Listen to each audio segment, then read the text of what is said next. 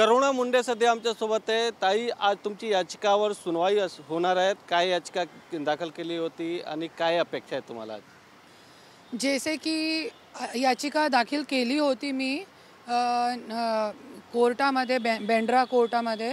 त्याच्यामध्ये मी हेच मागणी केली होती की मी धनंजय मुंडेची पहिली बायको आहे आणि मला जे मेंटेनन्स आहे ते मला पाहिजे आणि जे जे डोमेस्टिक व्हायलेन्स घरगुती हिंसाचार आज माझ्यावरती केलेले आहे ते सगळ्यावरती याचिका दाखल केली होती आणि निचले कोर्टामध्ये आम्हाला न्याय देण्यात आलेला आहे।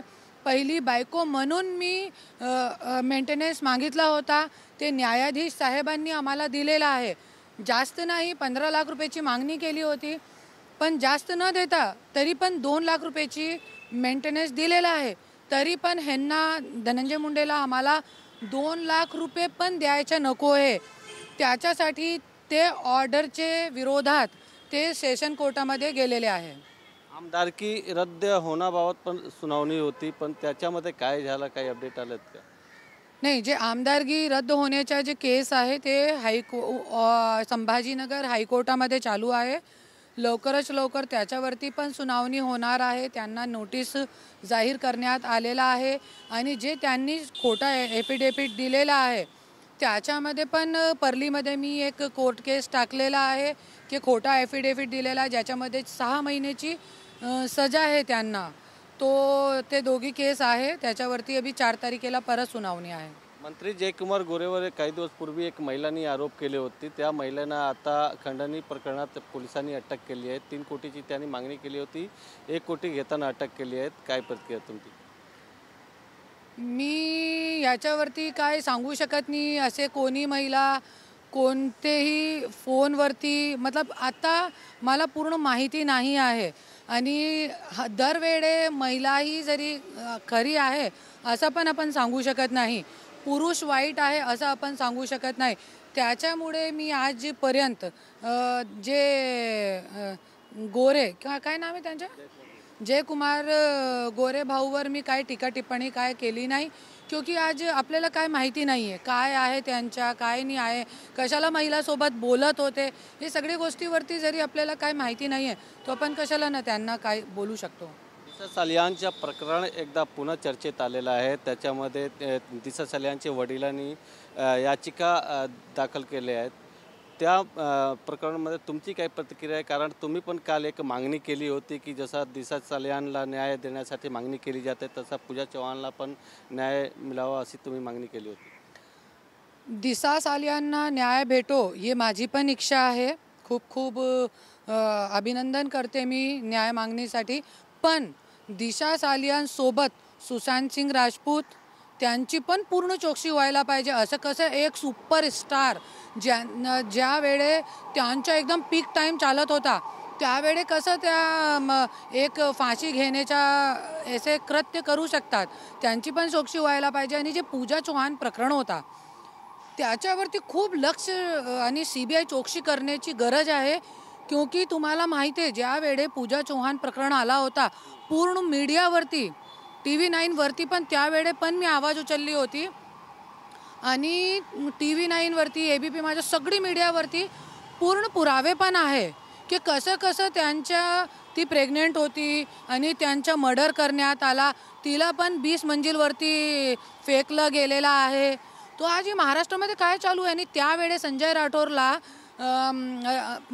पदावरून हाकलून टाकला होता पण परत घेतला। आणि काय चालू आहे या सत्ताचा गैरवापर महिलांवरती किंवा मतलब घरचे लोकांवरती खूप काही चालू आहे। हे जेलमध्ये राहून स्वतः मी बघितलेला आहे। त्याच्यासाठी माझी अशी मागणी आहे, जसे तुम्ही दिशा सालियानला न्याय देताय खरी गोष्ट आहे, चांगली गोष्ट आहे, पण तुम्ही पूजा चव्हाणला पण न्याय द्या। जरी आज ती मेली तो काय झालं, पण आमच्यासारखे समाजसेवी लोक आहे ज्या लढू शकतात। आणि 100% आज मला असं माहीत पडलं होतं की जे चित्रा वाघ ताईंनी खटला टाकला होता त्याच्यामध्ये त्यांनी माघार घेण्याची ॲप्लिकेशन दिलेली आहे। तो मी एकच सांगते हे राजकारणी लोकांना, तुम्ही असे कोणतीही एक मुलगीवर त्यांची मृत्यूवर असं राजकारण करू शकत नाही। आणि मी आहे आणि 100% मी स्वतःचे जे स्वराज्य शक्ती सेना पक्ष आहे त्याच्या माध्यमातून मी 100% खटला परत टाकणार आहे. तुम्ही सांगितलं की संजय राठोड यांना पहिलं काढलं होतं पूजा चव्हाण प्रकरणामध्ये, परत त्यांना पक्षात घेतलं आणि मंत्रिपद झाला. जर असा धनंजय मुंडेसोबत झाला तर काय तुमची पुढच्या पावलं असणार? नाही, जोपर्यंत मी आहे तो धनंजय मुंडे सोबत असं होऊ शकत नाही. क्योंकि तुम्ही माझ्या जरी पूर्ण फेसबुक तुम्ही चेक करा एकदा, ज्या ज्या मी लिहून ठेवलेलं आहे त्याच्यावरती ते आता झालेलं आहे. आणि डेटसुद्धा मी सांगितलेला आहे 27/11/2024 रोजी राज्यपाल साहेबांना, निवडणूक अधिकाऱ्यांना आणि अध्यक्ष राहुल नार्वेकरजी यांना सगळ्यांना मी निवेदन दिलेलं आहे. जरी हे राजकारणी लोकांनी, सत्ताधारी लोकांनी दखल नाही घेतली तो सगळ्यांच्या पेक्षा मोठी जे सत्ता आहे ते आपला काम पूर्ण पद्धतीने करत आहे. हे जे नियती आहे 5 तत्व त्याच्या मी ईश्वरचा मी धन्यवाद मानते. ते आपला काम पूर्ण पद्धतीने करत आहे आणि असं माझ्या केसमध्ये मी जोपर्यंत मी जिवंत आहे होऊ देणार नाही.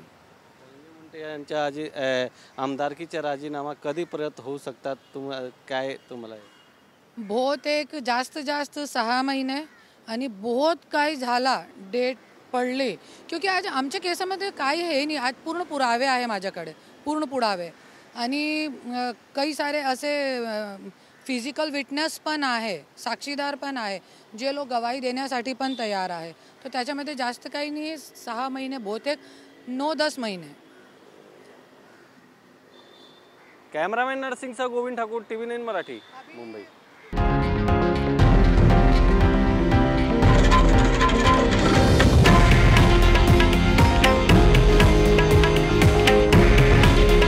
हे आहे देशातील नंबर 1 न्यूज नेटवर्क आणि आपण पाहत आहात TV9 मराठी. काळजी तुमची, हित महाराष्ट्राचं.